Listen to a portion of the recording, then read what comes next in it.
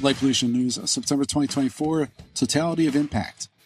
This episode, how to light sports fields that don't impact neighbors. Dark Sky International collaborates with Lucy and SpaceX's new Gen2 satellites. They're coming, what to expect, and why it matters. This month, I'm joined by a superstar panel from the North Coast Redwoods District of California State Parks, Shelana deSilva, researcher and lawyer Yana Yakushina, and from Dark Sky Consulting, John Barentine. All this and much more coming up on the next Light Pollution News.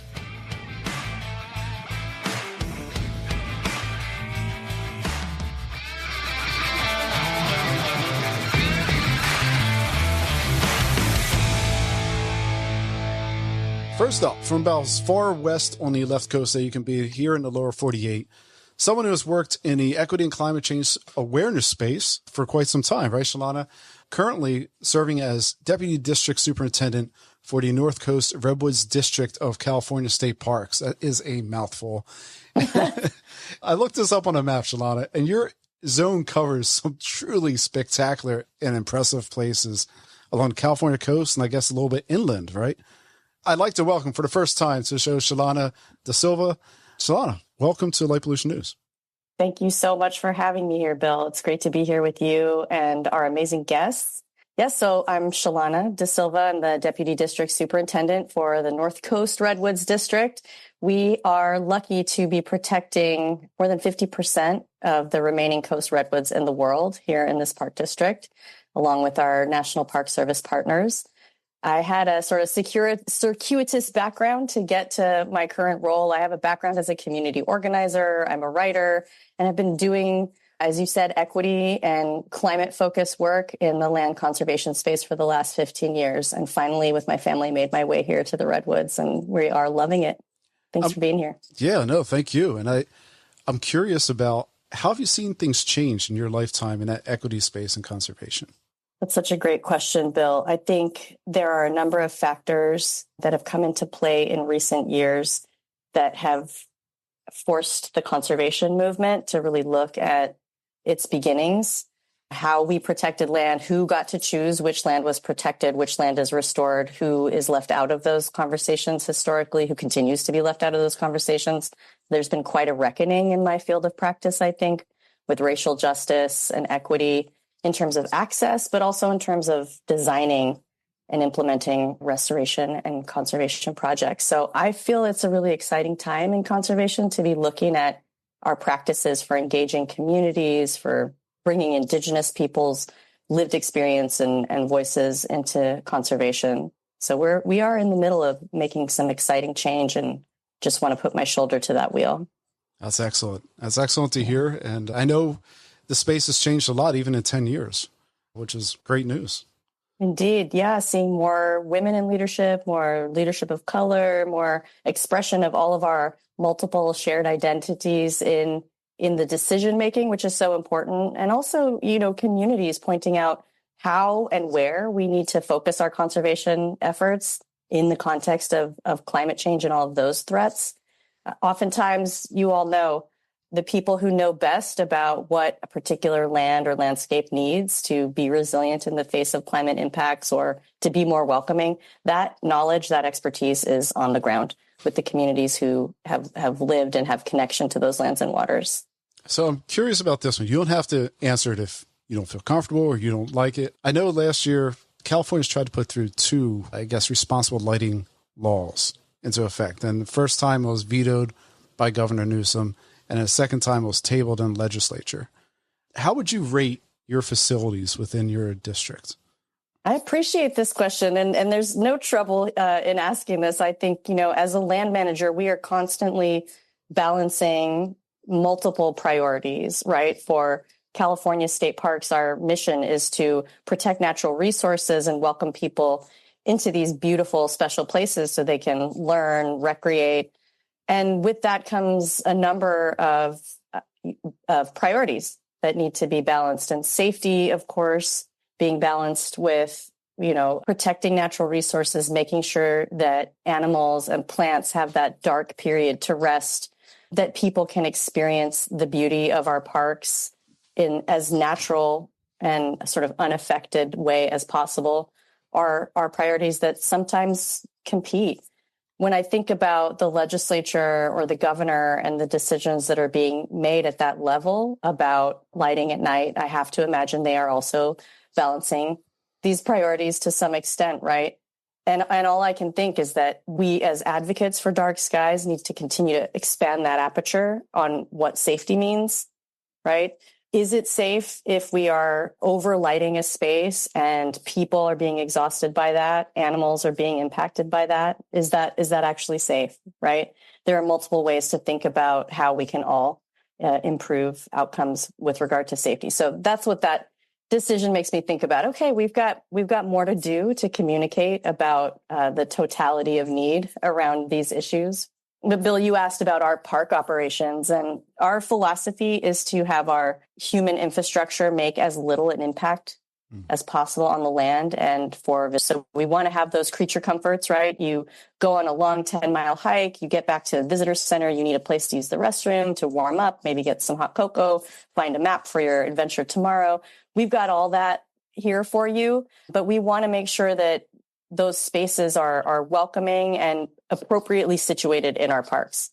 So we're never going to have, a giant parking lot with tons of lighting that's, shooting ambient lighting up into the sky. That's not going to be our goal, because that doesn't fit with sort of a natural look and feel in the park.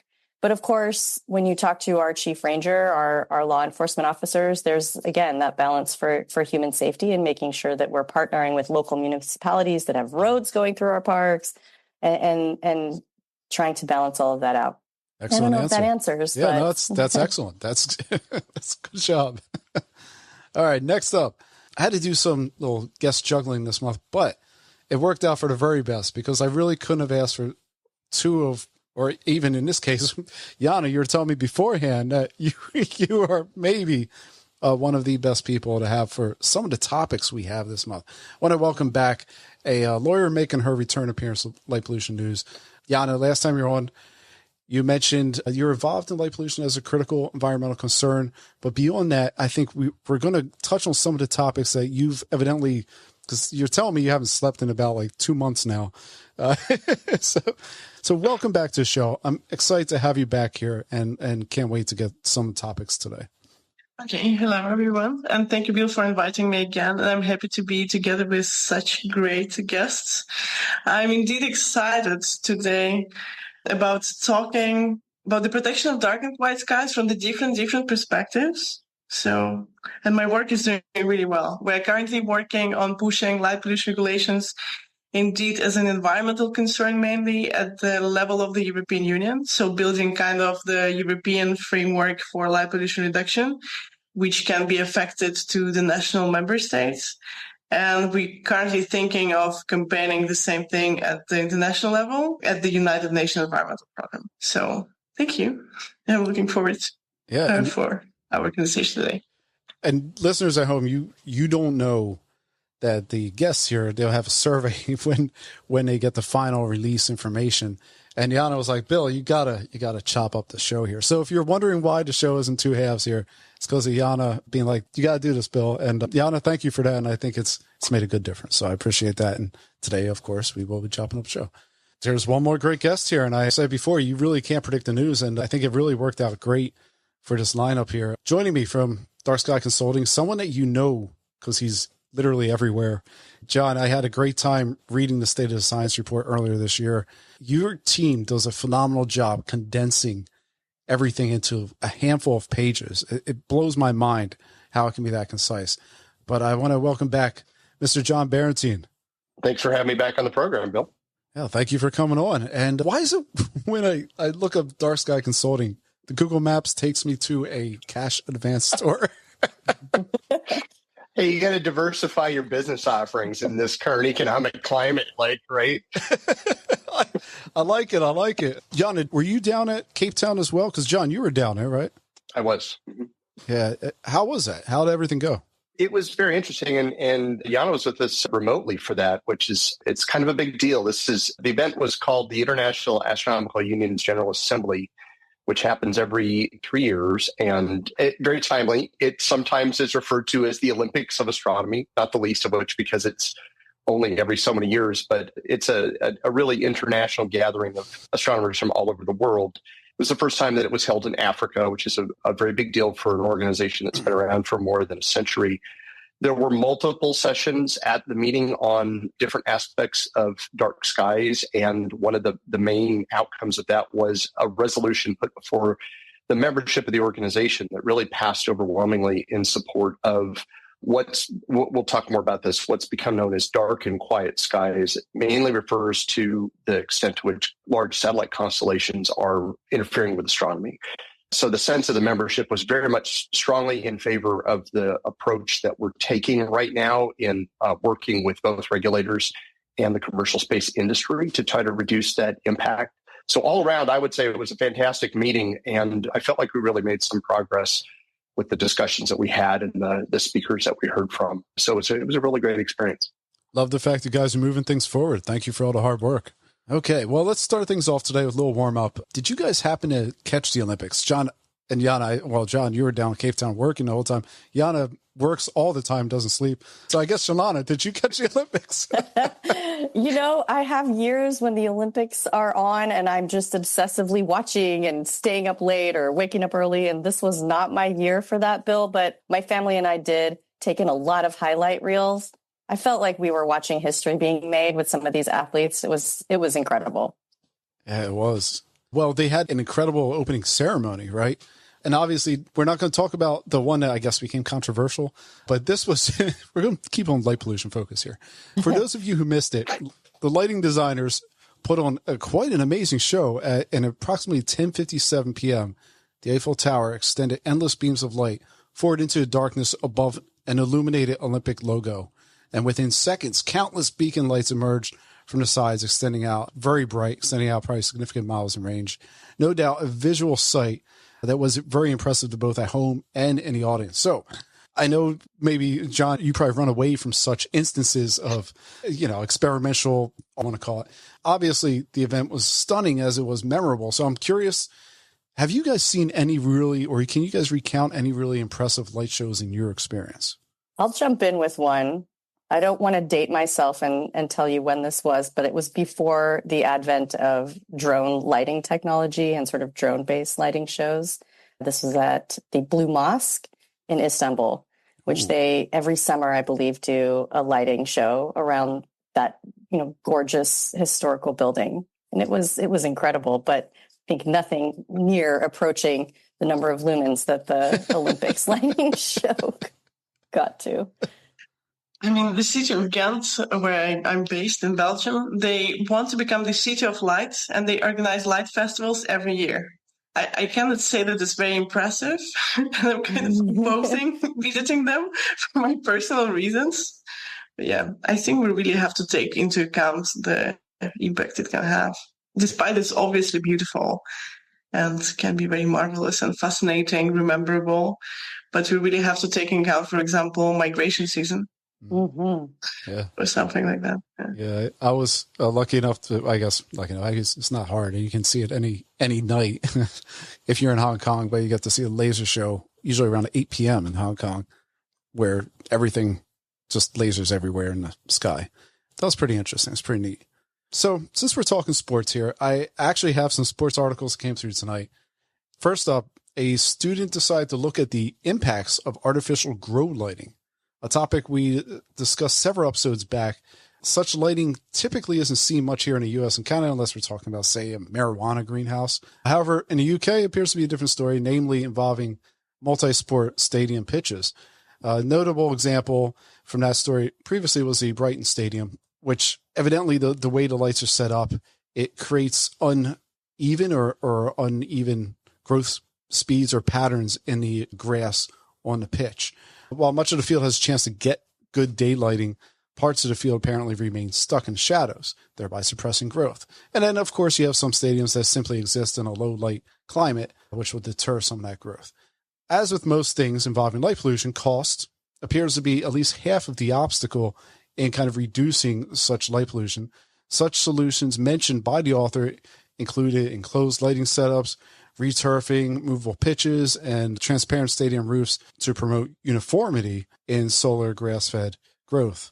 on this topic, I found this interesting. So here in the States, I know that the condition of the NFL grass surfaces is always a point of contention, especially I know some years ago in Pittsburgh, they had three football games back to back to back, Friday, Saturday, Sunday.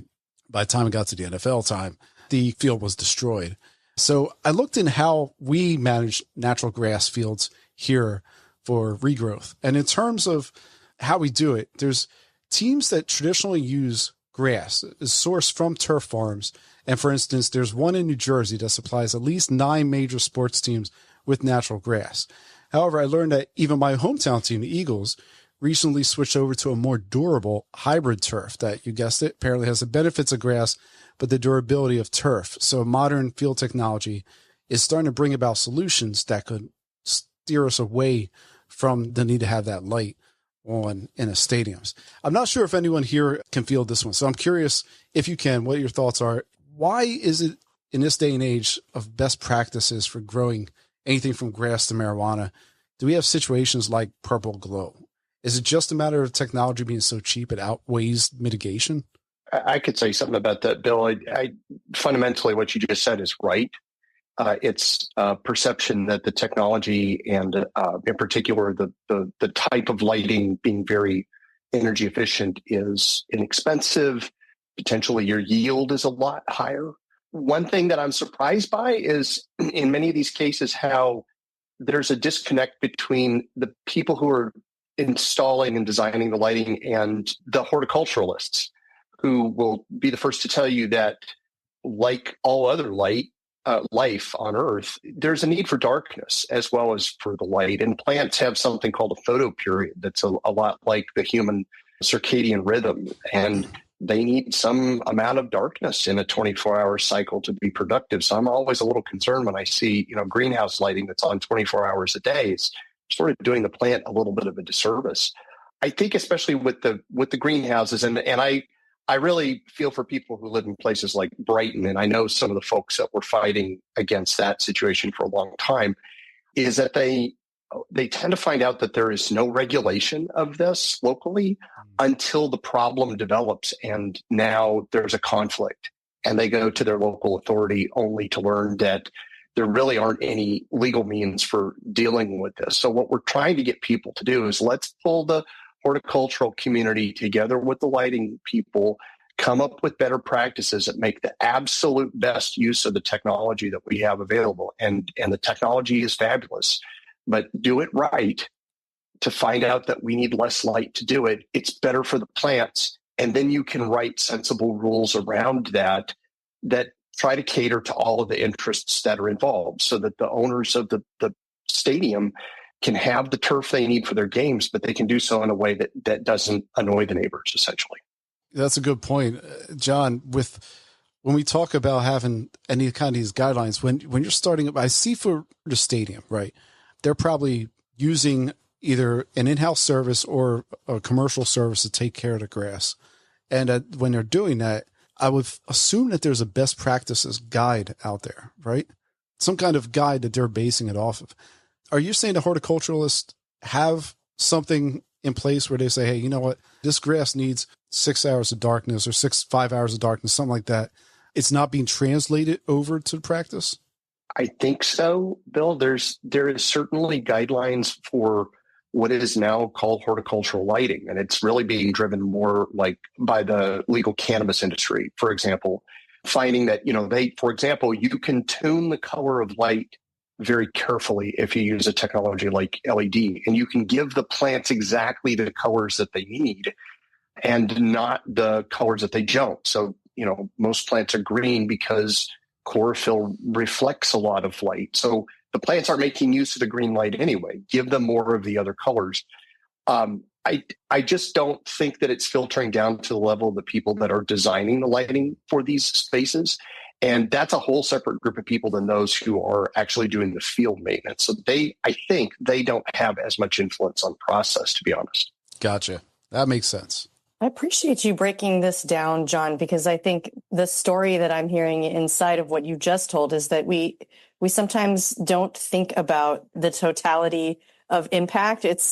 when we're designing a product, right? Yes. It's like for maximum growth, maximum extraction, if you will, of whatever the resources that you're tending to, whether it's turf or hopefully legal cannabis cultivation, and all of the downstream impacts from the design when you're just valuing a cheap product that can put out the most light possible for the longest time period possible. We miss out on so much. Excellent points. Well, we're going to stick here in the sports range field, I guess. Shelana, do you fish? I know you do a lot of outdoor stuff. I don't. My family does fish, and I come from a long line of fisher people, but I am not a fisher person myself. But we've got a lot of interested fishing communities in our parks, of course. Yeah, definitely. Yeah. John, Yana, anyone fish here? No. We're not known for our lakes out here in the desert. Might have to travel some. Yeah. Well, I came across this great article on the how-tos of nighttime trout fishing by Joe Sermiel over at Outdoor Life. It's very interesting in that it touches on so many aspects of our regular churn of ecological news and applies them to sport. So fish, including many other sport fish like largemouth bass, muskies, trout, have a change of attitude at night, leaving their safe terrestrial waters to prowl expansively for insect hatchlings. In order to properly increase your chances of snagging a trout at night, fishermen or fisher people must appear incognito, blending in with the surface. So that includes avoiding any direct light shine down onto the water below, which may scare away such trout. In addition, Sermiel recommends that the anglers seek out areas with little to no bug activity right around sunset to ensure that they have the best shot at making a big snag. It's like application right there. We have an application of not just basic research, but Shelana, you touched on it before that some of the people who understand, how the world works or how certain ecologies work, they're out there doing it. And obviously people who are fishing, typically, they're trying to find the best edge to increase their yield per se. Absolutely, Bill. I mean, people know, you mentioned the early evening, the crepuscular hour, right? That's when a lot of animals come out to get that last bit of nutrient in that they can get before they go to sleep for the night, or unless they're nocturnal, of course. And people know that, right? So all of these cycles, whether it's a season within the year or a cycle of, daylight, nighttime, and animal behavior in those two time periods, people understand that. They see these patterns over generations and take advantage of it so they can catch dinner. And before we close out this topic of sports, one tidbit to mention, I bet you didn't know that there was an ultimate Frisbee league organized here in North America. They have power rankings. They have, John, I see you nodding your head. I actually caught this on ESPN, one of ESPN Ocho, whatever the network was. And it's pretty entertaining. And one of my friends, I think, actually she's a teacher over here at one of the Philadelphia schools. And the students actually built a fight song for the local team here. But did you know the name for Utah's Ultimate Frisbee team is the Dark Sky? So look at that. Dark Sky out there representing. And I think the men fell off, but the women is at 11th as of this recording. So good on them. And, say, look, Dark Sky's making it to sport. Look at that. All right. Now we have something that I think you guys, Yana and John, you guys will have a lot to say on this one.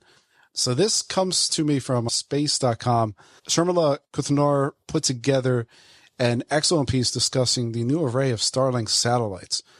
In March, SpaceX requested an amendment as they deploy 7,500 Gen2 Starlink satellites in a low Earth orbit. So they requested an amendment with the FCC on that. And then on July 13th, the U.S. Court of Appeals for D.C. sided with Starlink after a joint objection was raised by Dish Network and Dark Sky International. I'm going to try and do my best with layman's interpretation here. Please feel free to jump in and tell me where I'm wrong.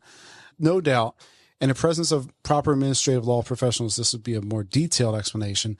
This network failed to provide sufficient evidence to back its claim of injury by the presumed Gen2 Starlink satellites. In addition, the court affirmed the FCC's conclusion that there was no environmental assessment necessary, stating that the FCC's actions have no significant effect on the quality of human environment and are categorically excluded from the environmental processing. The judge writing the opinion in this case was Naomi Rowell, and this decision clears the way for SpaceX to begin populating the sky with its next round of products. The 7,500 satellites are part of Starlink's direct-to-cell satellite plan, currently residing with T-Mobile. These satellites remain approximately the same size as the current internet-only satellites. However, they sit at a lower orbit, 217 miles versus 340 miles, and satellites will have a higher apparent brightness due to that.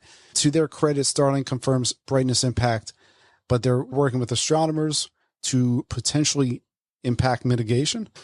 And then now, recently, right before we record the show, there's an additional case brought by AT&T and Verizon, and they actually joined a case with EchoStar and OmniSpace. They are trying to request the FCC to reject SpaceX plan, namely on the premise that new satellites will emit stronger signals in excess of their frequency band of upward of 9-fold, thereby interfering with ground-based broadband.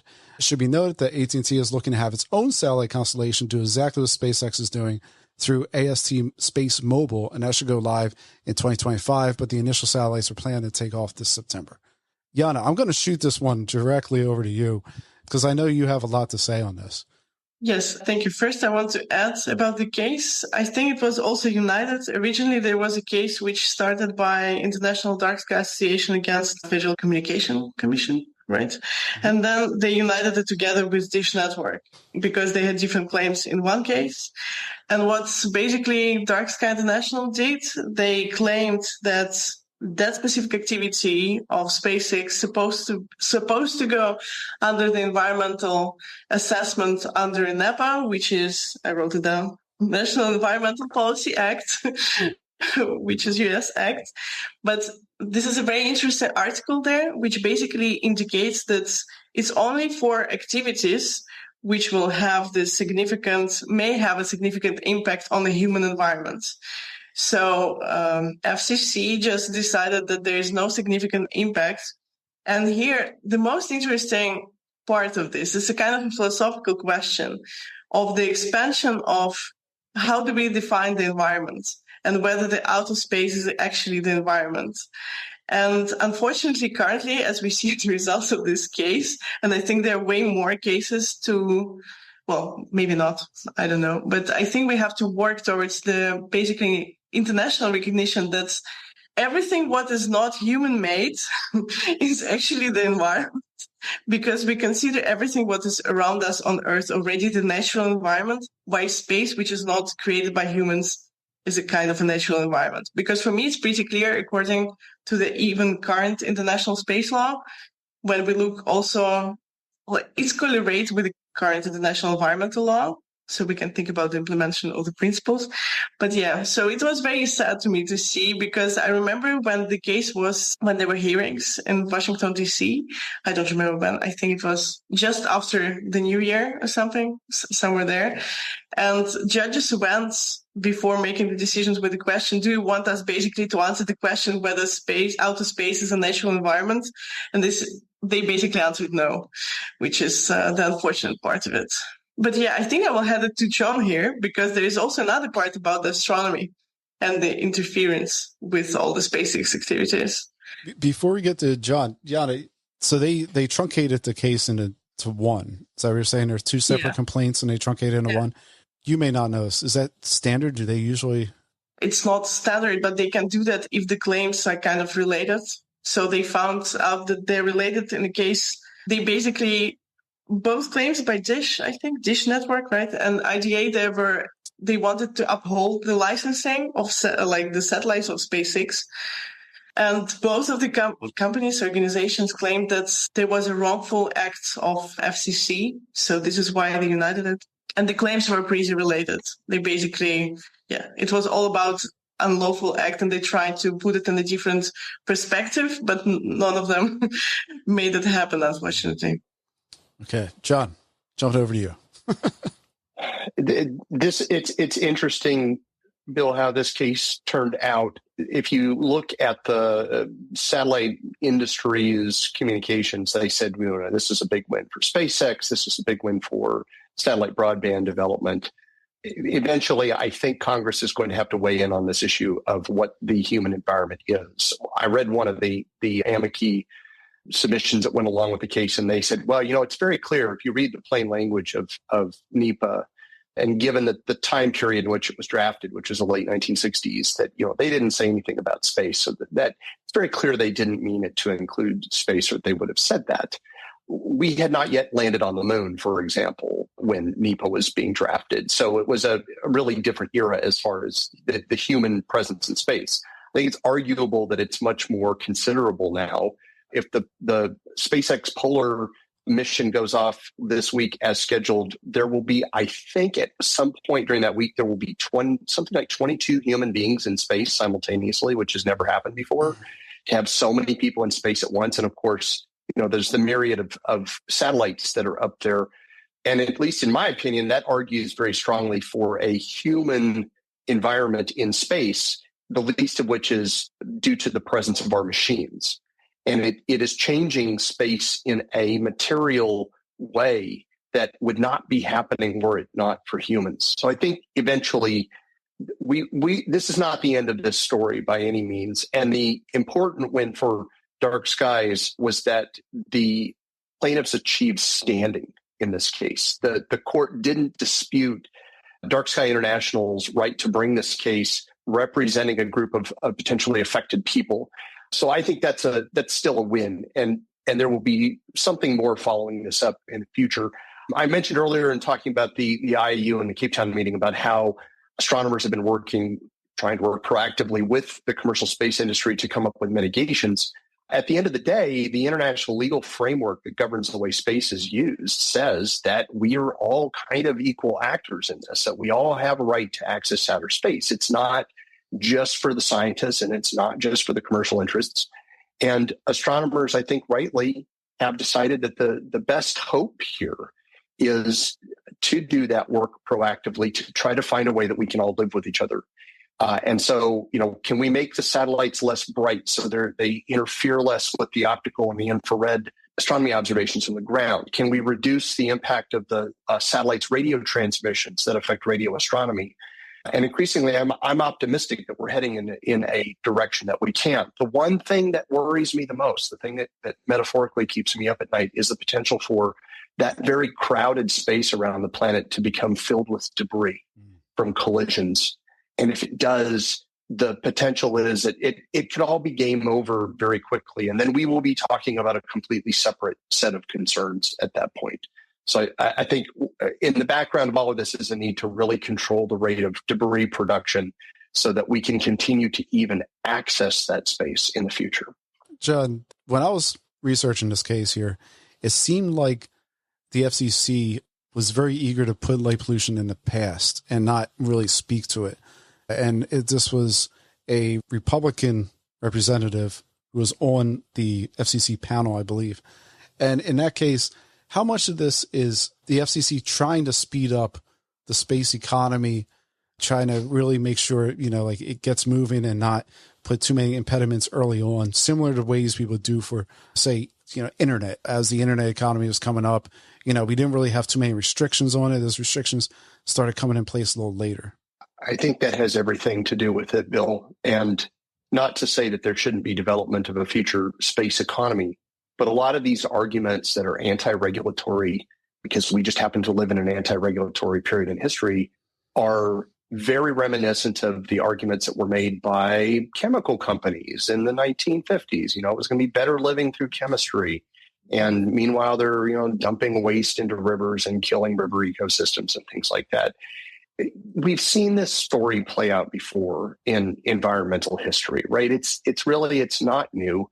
There's some of us over here that have been waving a flag about, hey, look, there's all these points of reference in history for how things went badly when we really didn't understand the technology, when we didn't understand the consequences of these new things that we were doing that technology enabled.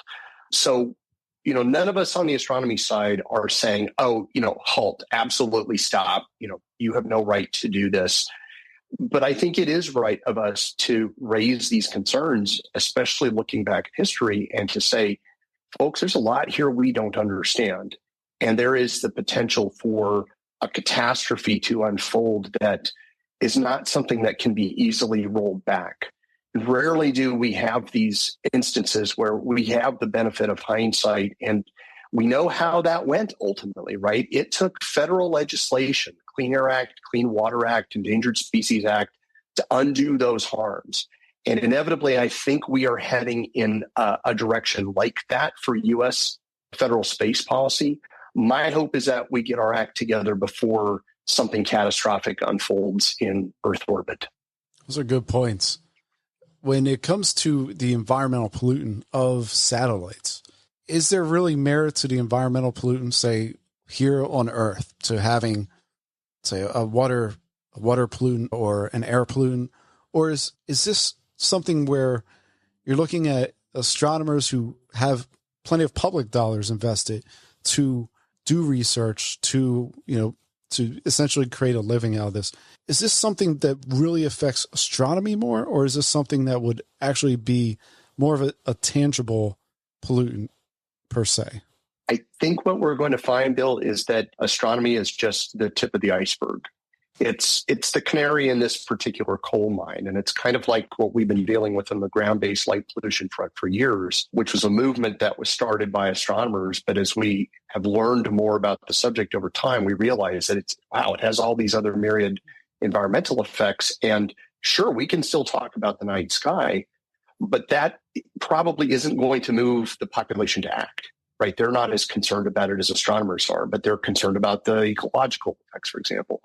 I think we're seeing the same thing slowly unfold in the space realm, in that even as companies try to do responsible things about reducing the potential for space debris, like deliberately deorbiting their spacecraft at the end of life, so they're not left up there orbiting the Earth and become potential targets for collisions.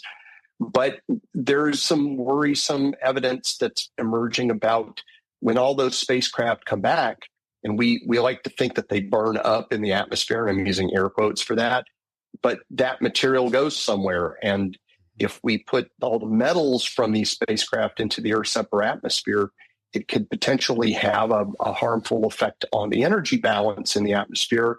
And that might interact with climate change in ways that we don't understand right now. Or whatever's left over after they pass through the atmosphere tends to get dumped into the South Pacific Ocean, out of concern that we don't endanger people by dropping spacecraft on their houses. But now we're dumping potentially toxic materials into the deep oceans. So my point is, there's no free lunch here, right?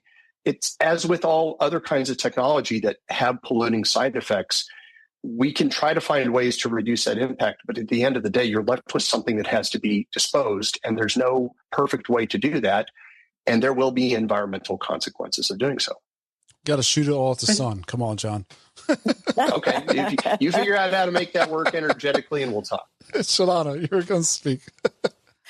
I'm just really appreciating John and Yana breaking this court decision down. NEPA and in California, CEQA, the California Environmental Quality Act, which is based off of NEPA, concurrence with these regulatory regimes is something I'm familiar with. But as a layperson, when it comes to policy in this realm, I'm really just appreciating how this has been broken down for a number of reasons. One is when I hear the court's decision that cumulative impacts to the environment or to human beings isn't really contemplated through this licensing decision, I'm sort of asking, well, are we actually looking at the right moment in the sequence of decision making? If we're looking at it at the licensing juncture, then yeah, I can see how we wouldn't even be triggering NEPA compliance type questions, right, or analysis. But you just heard John break down all of the numerous ways that satellite deployment, in fact, do impact what we traditionally conceive as the human environment, the Earth-based terrestrial aquatic environment. Of course, we understand in this podcast, everybody here, that the space and low Earth orbit environment impacts us and we impact it. John just broke that down really beautifully. But I'm just wondering, Yana or John, if you can kind of speak to the court's focus on the licensing. That's the sort of lever, if you will, for this legal discussion. But in my interpretation of NEPA, environmental regulation and policy, that's just one part in the sequence of project design and deployment. And it feels like we're looking maybe not at the right part. but educate us, please. I think most of the time when we talk about any space objects, not only satellites, we're always looking into the environment on Earth. Like literally, it just all goes to the conversation that we are not considering outer space environment as a natural environment, which can be a limited resource or a natural environment in the sense that, again, it's not human created. And I don't think there is an understanding of it beyond our community, as you mentioned, which, this is the path where we have to kind of move. I just wanted to add to what was mentioned about the pollution points. Indeed, I think we have to talk about the limitations of space. Whatever it sounds like. Leo, for example, is a very limited space. And if you keep sending thousands of satellites, the space will not be able, there's a freedom of exploration and use of outer space, which supposed to be used by every country. But now we currently see, again, the presence of only major space countries. Some people see it as a part of colonization as well. Like other countries which would never had a chance to send any space object, even a tiny small satellite, will not potentially have an opportunity to do so because these big countries like US, Russia, or China create this amount of space debris or the amount of space objects circulating there already. So there's a lot of philosophical aspects of it, though. That's a really good point. How do we see the space environment? Yeah, that's an excellent point. I would include India in that as well, right? Yeah, true. Yep. Well, staying on the topic of satellites, we have two U.S. senators, Republican Senator Mike Crapo of Idaho and Democratic Senator John Hickenlooper of Colorado. They introduced S 4952, the establishment of a Center of Excellence for Dark and Quiet Skies Act. The law would create a new Center of Excellence for which National Institute of Standards and Technology, NIST, would oversee. The intent would be to develop uniform best practices to reduce light and noise interference from satellite technology. Should we note that NIST is not a regulatory agency, instead is a lab environment that recommends best practices which are often adopted by industry. Dark and quiet skies preservation has been policy plan for some time, and I know you guys went over it down at IAU. Would you, either of you, Yana or John, care to speak on this particular news item here? Johnny, want to start first? Sure. And if you want to add to it, Yana, feel free to do so. I think this is encouraging. Unfortunately, I don't think we'll see any action on this legislation for the rest of the session because it's campaign season now. But I do expect it to be reintroduced in the new Congress. And I don't see a lot of opposition to this emerging because for exactly the reason that you just said, Bill, it's not a regulatory action on the part of the U.S. And there's a long history of the NIST agency helping to set standards that become part of voluntary best practices in various industries. And it's something that we really need in this case. Individual companies have been making efforts to try to reduce the impact of their satellites on astronomy, and they've been pouring a lot of their own R&D money into that. It's harder for smaller companies to do that to the extent that we can get the big players in the market to license their mitigation technologies. And there's very encouraging movement on this front. For example, SpaceX has been working on a material treatment for its satellite surfaces that helps throw the sunlight away from the Earth rather than toward it at night so as to make their satellites less bright. And my understanding is that they're essentially willing to give that away at cost to their competitors in hopes that they'll adopt a similar kind of a practice. So I think that the chance that this bill becomes law is pretty good if we can get the attention of the new Congress on it long enough. And it will certainly help in this effort to try to get these companies to come along. Again, we're just in a period of time in history when there's not a lot of momentum behind new regulations, but we have an industry that seems relatively open to the idea of developing a best practice, which is in their interests too, right? The sustainable development of space, and it's not just for astronomy, but in general, is good business for them. And I think they, at some level, want to do it right. And so if the new Center of Excellence, if it becomes a reality, if that can contribute to this, that's a win-win. And John, real fast, you said something that made me think, if we want to affect climate change, man, we just have to launch a bazillion satellites up there with this coding and we'll just launch the sun away, right? Right. Or, well, I mean, the same thing as I was mentioning with the re-entering satellites putting metals into the atmosphere.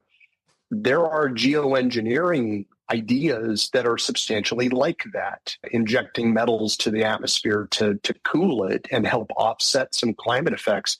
But when you're talking about messing with a complex system like the atmosphere, there's just this really wild possibility of things going wrong. And so sometimes we talk about something known as the precautionary principle, to where when we really don't know about something very well, it calls for treading into that territory very carefully. Thank you for saying that, John, because I love these innovative solutions that are being looked at, but we also know some really simple steps that we can take, right? Including protecting and stewarding lands and lowering our greenhouse gas emissions. Like these, I'm not saying that work is simple. Of course not. I'm the last person who will say that. However, I'd love to see more on those fronts while we look at some of these more innovative ideas. To add on the bill, I think I would agree with John that it's an excellent idea of creating this center. I think it's also very well aligned with international action, because Scopus and UNOS are currently talking about the needs and the discussion of the framework for protection of dark and quiet skies. Like, we will come back from our light pollution subject. So yeah, hopefully it will be supported further. But I think we have to also work on the environmental aspect of light pollution as well. So we're missing a bill not only on satellites and space sustainability, but also more looking at the protection of dark and quiet skies, or the natural darkness also on the ground, to kind of reduce light pollution on the ground and from the outer space as well. Excellent. Well put, everyone. I really appreciate the little discussion on this. This is very enlightening. Staying on the policy realm, here's a positive action that can only help. Maricopa County in Phoenix, Arizona, will be investing $100,000 in the new International Dark Sky Discovery Center at Fountain Hills. The Board of Supervisors believes the investment will go a long way to help educate individuals on how to appreciate Arizona open space. John, is the International Dark Sky Discovery Center Dark Sky International affiliated, or is it just a name? It's just the name. They have been talking to Dark Sky International, but it's really a separate group, and it was the outgrowth of several years ago when the town of Fountain Hills received International Dark Sky Community status from Dark Sky International, and they were really jazzed about it, and they've taken it in a direction that nobody else has before. And I would note that appropriation by the Maricopa County Board of Supervisors is in addition to an appropriation of several $1 million from the state of Arizona a couple of years ago that really energized their effort and kickstarted their fundraising. And they've privately raised the rest of the money needed to build this multi-million-dollar facility. And they did their groundbreaking earlier this year. Looks like it's really going to happen. And if it comes to pass in a way that's substantially like their plans, they're going to have a really world-class facility that is going to draw people from well beyond either the Phoenix area or Arizona. And they really do look at it as being an international facility. And so I think the potential for their reach could be very high as well, and to really help educate beyond just the immediate community where they're at, but to really be seen as this truly world-class kind of facility. As amazing as we see this, I'll put this in like a museum space, but also kind of a lead in to astro-tourism, right? You're starting to 100%. See that industry just blossom over the past couple of years. So it's great to see. Well, from LED Magazine, Dark Sky International will be collaborating with the Lighting Urban Community International Group, also known as LUCI, to help bring attention to reduce light pollution. The group operates in upwards of 117 cities and also works with vendors, universities, artists, and exhibitions. Light pollution will be one of 5 working groups, with others included being Light Festival, placemaking with people and light, and health and well-being. Lucy issued a declaration for the future in 2023 to forge harmony between light and darkness in a city. So, John, I feel like you're the closest to this, because I think, did you speak about Lucy on a previous episode? I think you're on, maybe. It's my sense that, paying attention to all the news that comes through, the LED street conversions, there's no unified best practice. And I know IES has details, kind of a best practice guide, but it seems like cities are really shooting at the hip, and there's no focus on quality of life for residents. There's no environmental impact assessment. There's no concept of that with LED street lighting conversions.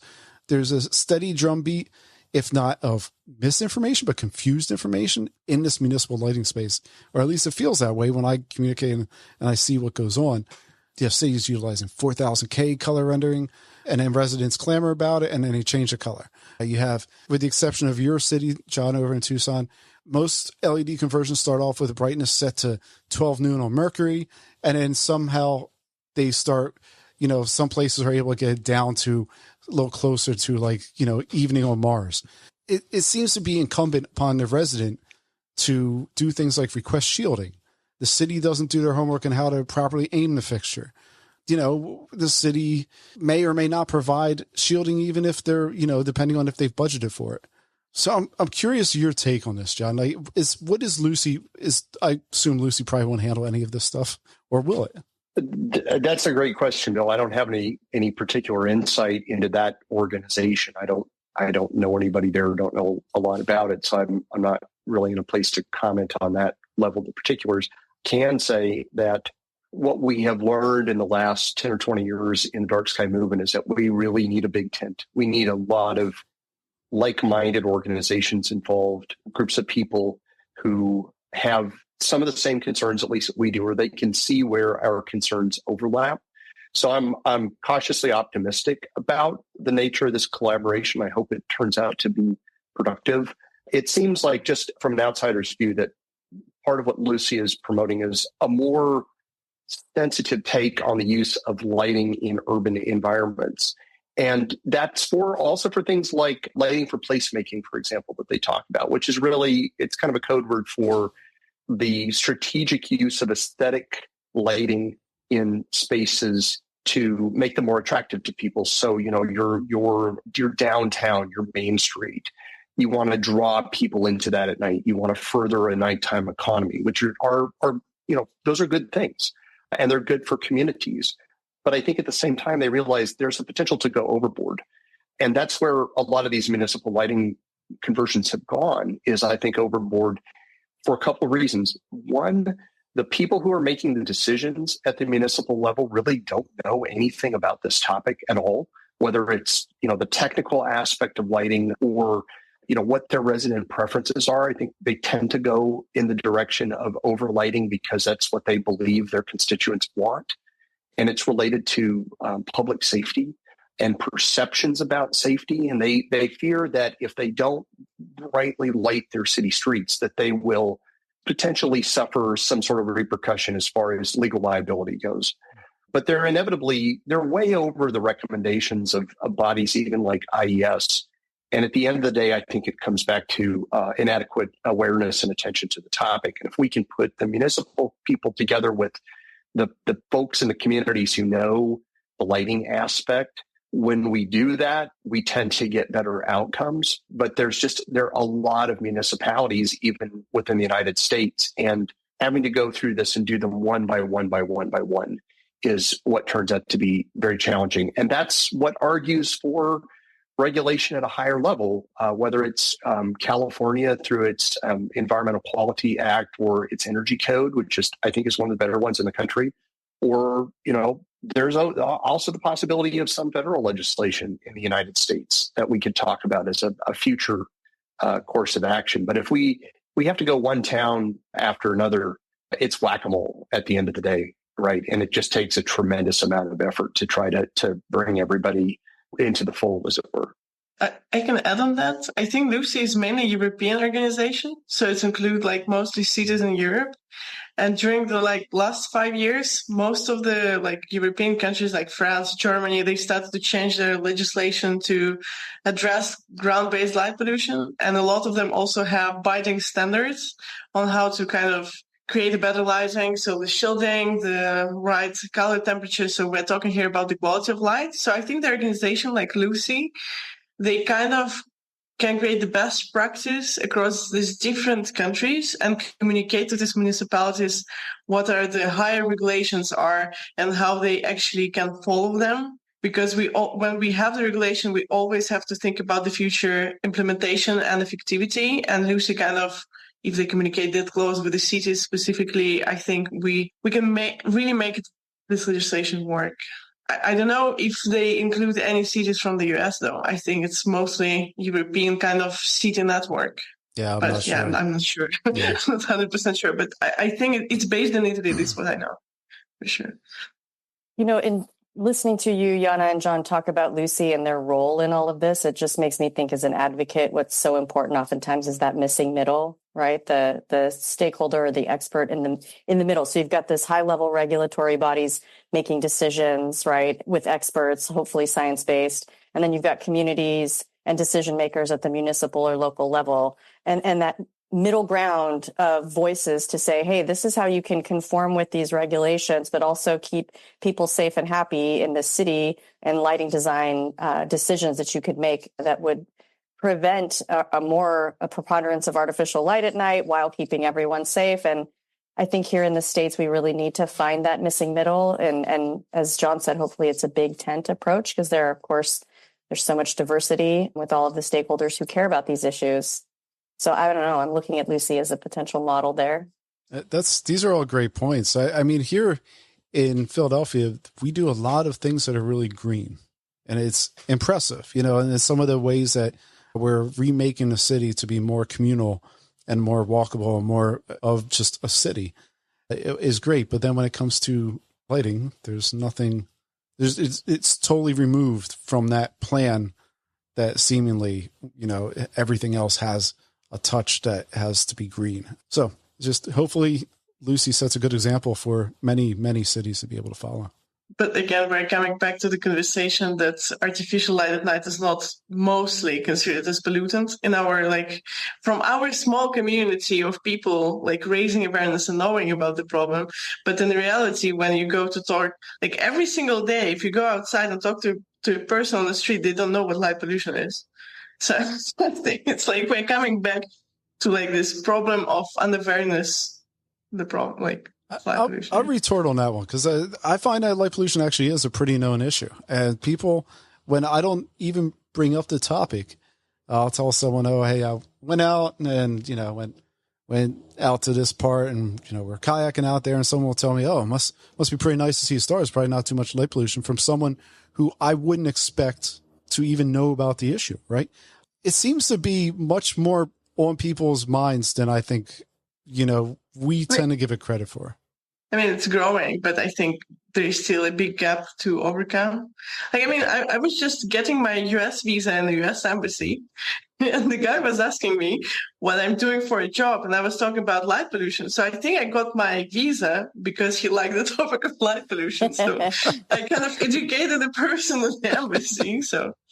Right. Well, and I think there's such a difference too, right, between individual awareness of light pollution or the effect of light on, viewing the night sky versus seeing it as a pollutant that then drives policy decisions, right? So I want to take what you're seeing, Bill, and have it kind of filter up and into the system of regulatory practice. I mean, John, when you brought up earlier the chemical industry in the 40s and 50s and how awareness around the harms and the benefits of chemical technologies spawned the environmental movement as we know it. My heart sang, right? Because, of course, if you've read Rachel Carson's The Silent Spring. Right. This is a scientist who went out and was seeing all of the impacts of chemicals on, waterways and streams and creeks and anadromous species. And that's, her work that filtered into congressional deliberation and then the development of the Environmental Protection Agency. And so much came after that, right? So